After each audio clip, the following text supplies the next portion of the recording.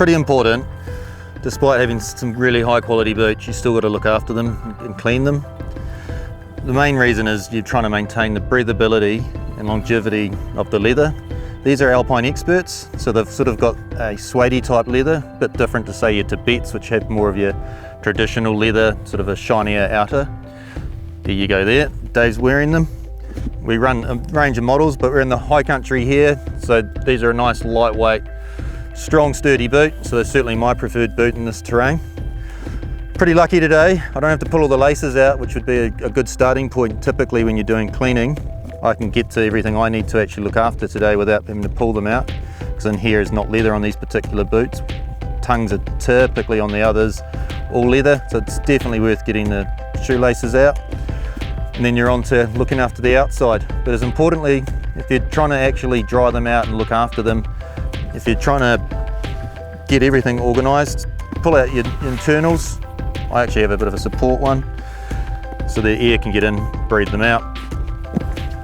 A couple of key parts of equipment is a brush, some active cream, and some water stop. So this is the waterproofing agent, and the active cream is what sort of keeps that leather supple and looks after it over time. A good tip that people don't realise is your boots should be still pretty wet, so when you actually just finish your hunt, almost inevitably always wet, is a good time to get onto your boots. Letting them dry out is probably the worst thing you can do.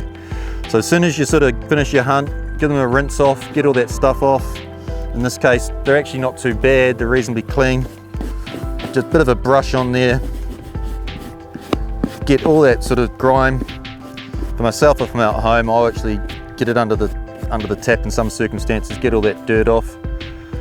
And while it's still got a bit of dampness there, is your time to firstly apply the water stop. A lot of people think that's the thing you put on last, water stop. You put it on early, it'll get into the leather while it's still moist, and then you can come through with the active cream to sort of put in that maintenance and keep it nice and supple. Aerosol product, do it in a ventilated space, and you're simply spraying that on, making sure all the leather's covered through. The key function of this is the waterproofness of the leather, stops that water getting in there. So when it comes to actually drying your boots out, once you've got them all prepped up and organised, is picking a nice shaded dry spot in the sun. It will just dry them out too fast, it's no good for them. And a major rookie error is putting them next to a fire. Not only will it destroy the leather, but there's a chance of melting off your rubber rands or wrecking the glue that's holding it all together. So you should allow a bit of time for that product to dry, and then you're onto your active cream. This is what keeps the leather nice and hydrated and healthy. It's almost like moisturiser for your boots. You can apply that all over, and then you just want to rub that in with a cloth or your girlfriend's t-shirt, get rid of all that cream. And the key reason we're using these specialised products is these are a Gore-Tex lined boot. If you chuck your old traditional beeswax type products on there, you're effectively locking everything in. The moisture can't get away from your foot, through your Thorlo socks and out through the leather.